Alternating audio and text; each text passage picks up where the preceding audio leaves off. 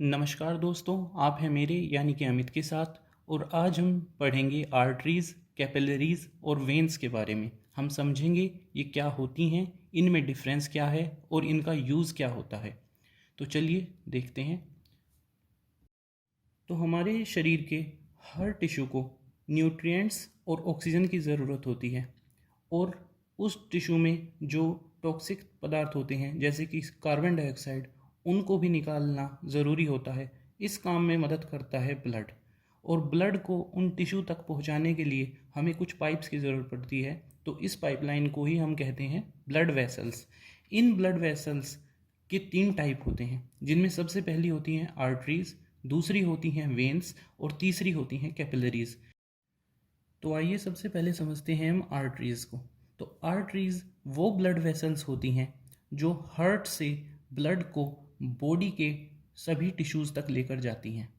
Oxygenated blood भरा हुआ है। ऑक्सीजनेटेड ब्लड वो ब्लड होता है जिसमें ऑक्सीजन होती है और हम इसको रेड से डिनोट करते हैं। तो आर्टरीज़ का काम होता है कि ये ब्लड को हार्ट से और बॉडी के टिश्यूज़ तक लेकर जाती हैं।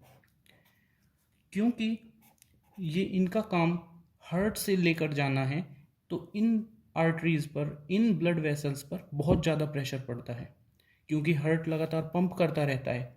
और इस प्रेशर को झेलने के लिए इन वेसल्स की जो वाल होती है वो बहुत ज़्यादा थिक होती है। तो जो आर्टरीज़ होती हैं वो कैसी होती हैं? थिक वाल, यानी कि जो इनकी दीवार है वो बहुत ज़्यादा मोटी होती है, जिससे जो प्रेशर इन पर पड़ रहा है ये उसे झेल सके और टूटे ना। इसके अलावा इस प्रेशर से बचाने के लिए एक और चीज़ होती है इनकी खासियत, वो होती है इलास्टिसिटी।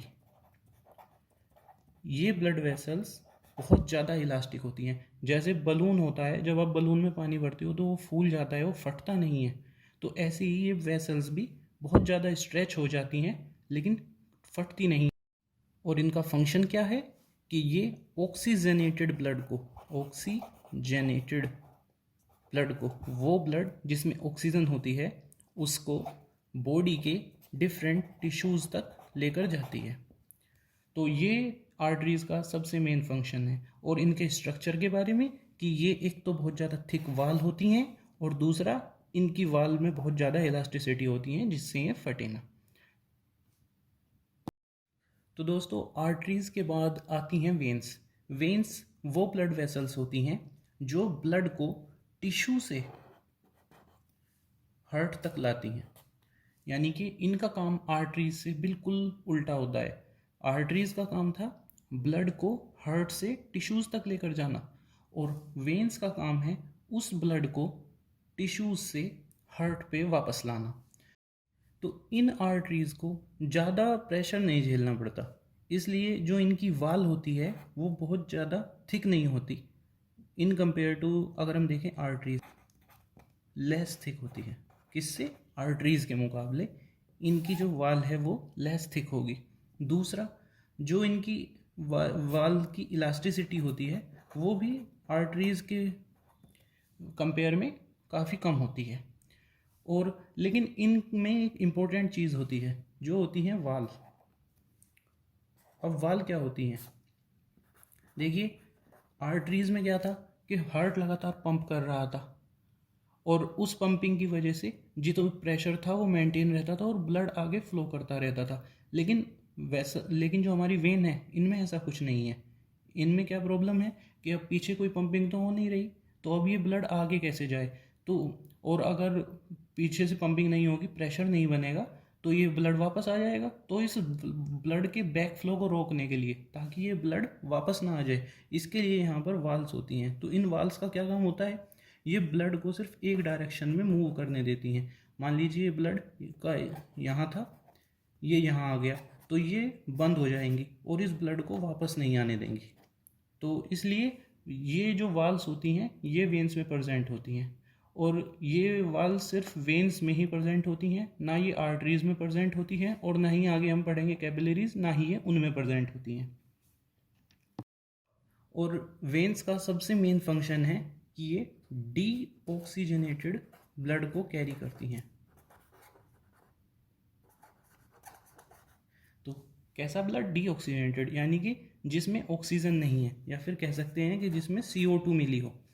आर्टरीज कर रही थी ऑक्सीजन कैरिंग, जो ऑक्सीजन कैरी करता है उस ब्लड को टिश्यूज़ तक ले जा रही थी, और वेन्स बिल्कुल उसका उल्टा काम कर रही हैं, ये डीऑक्सीजनेटेड ब्लड को टिश्यूज से हार्ट पे वापस ला रही हैं।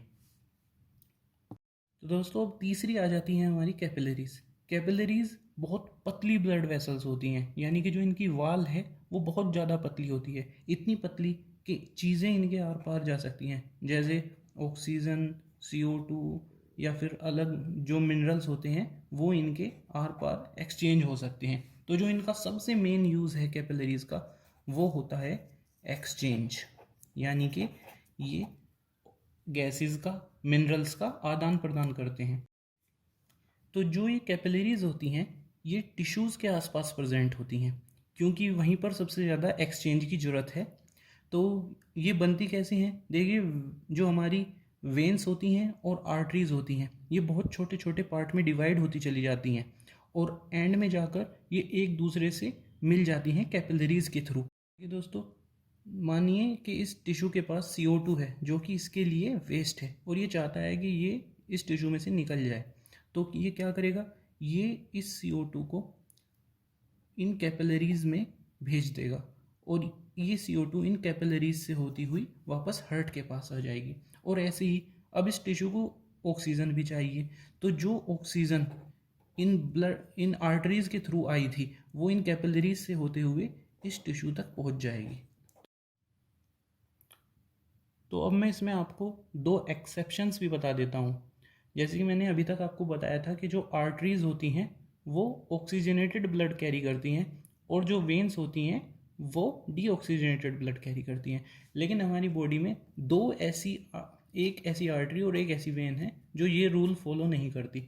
उनमें पहली है पल्मोनरी आर्टरी, यानी कि वो आर्टरी जो ब्लड को हार्ट से लंग्स तक लेकर जा रही है।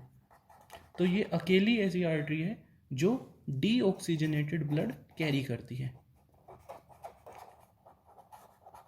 और दूसरी है हमारी पल्मोनरी वेन, यानी कि जो ब्लड को लंग्स से हार्ट तक लेकर आ रही है, और ये ऑक्सीजनेटेड ब्लड कैरी करती है।